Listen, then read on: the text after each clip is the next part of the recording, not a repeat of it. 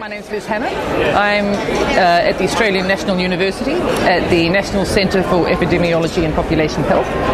And my activity largely with NCCARF is that I convene the Human Health Network. And network, that's the Climate Change Adaptation Research Network. And there are quite a few hubs, and I convene the Human Health one. And under that we've got subgroups, and that's a cluster of researchers that look at aeroallergens, heat, mental health, rural issues, urban issues, etc. My specific interest or specific research it spans quite a few areas, but some of the current projects we're doing at the moment is looking at the impact of heat, specifically because when you think of how climate change is going to impact on human health, and that largely what happens with climate change is that the normal climatic patterns are going to become more extreme. Now, Australia's already a really hot place. In fact, the Kiwis might call us hot and horrible, and we're already finding that it's very difficult to work in summer in certain industries and certainly in certain areas.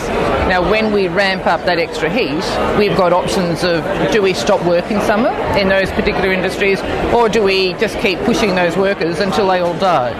We don't like either of those options, so clearly we need to adapt. And so that's the thrust of the project that I'm actually leading on at the moment with the NHNMRC grant. Bless the NHNMRC for funding us, and may there be much more. And there's all manner of other areas. I mean, particularly staying with this worker heat issue, we know that some industries can work in the evening. It's okay to build roads at night in certain areas, but the fellow that changes your tyre or climbs up a telephone pole, or the district nurses, the zookeepers, they can't not continue. And even just people getting about their normal daily life, picking up kids from school, etc.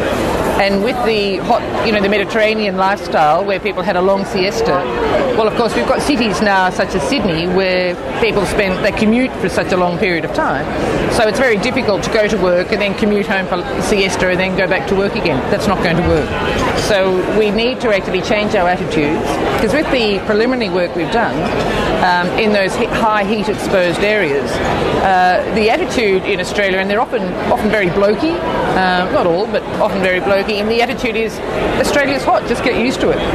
And of course the heat is going to get to a point where they're not going to be able to get used to it, so we need to modify our attitudes, our health and safety, our workplace policies and because we can't afford for the nation, particularly cities like Perth and Darwin and top end of Queensland, Australia can't afford just to think, okay, it's summer, we just shut down.